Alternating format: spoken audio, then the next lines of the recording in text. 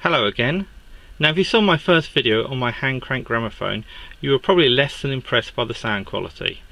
Now the record was recognisable as a song, just about, but it was very difficult to make out what was actually being sung about.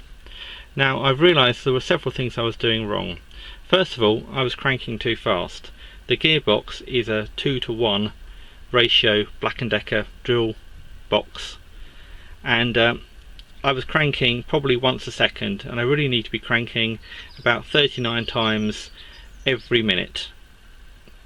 Also, I had trouble keeping the speed even, so I've added a bit of a flywheel on there. It's not very effective, as I'm not really cranking fast enough for the flywheel to take effect, and it's also not really big enough to get a proper flywheel effect, but it's a start.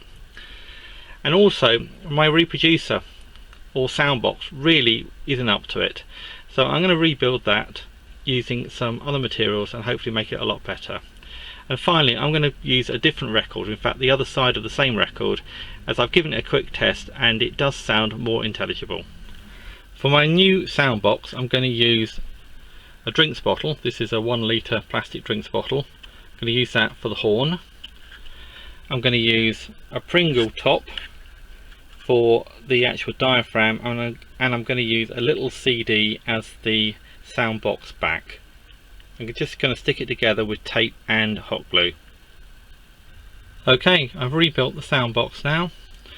So I'm using the Pringles lid as the diaphragm, the little CD as the back, drinks bottle which I've cut down is the horn, and there's a drink stirrer and the little pulley which you can't see because it's wrapped up in tape to hold the needle, and that's bolted to the middle of the diaphragm.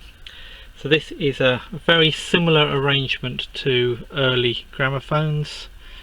I'm just using a random piece of metal there to connect to the tone arm.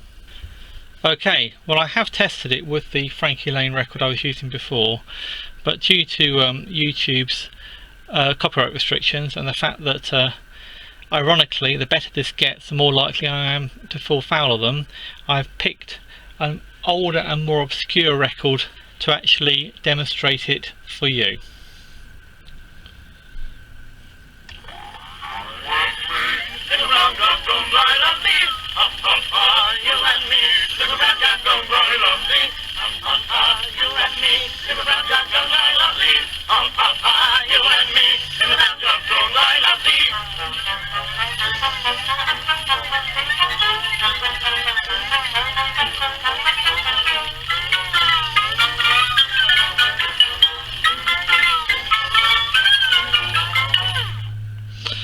Okay, so that's fairly recognisable as a rendition of Little Brown Jug.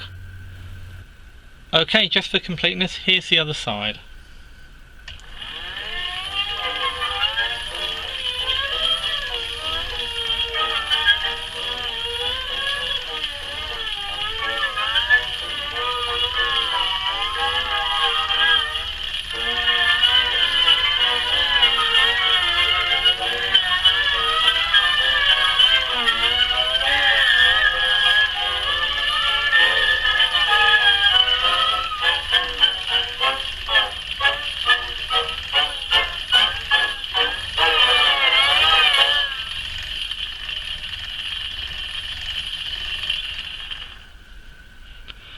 Okay, that's it for now. Thanks for watching, and if you've enjoyed this video, please subscribe to Mr. RG Stuff.